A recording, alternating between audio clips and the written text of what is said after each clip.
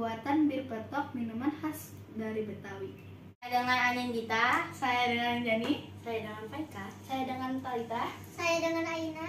Pertama, kami akan menyebutkan bahan-bahan untuk pembuatan bir petok ini.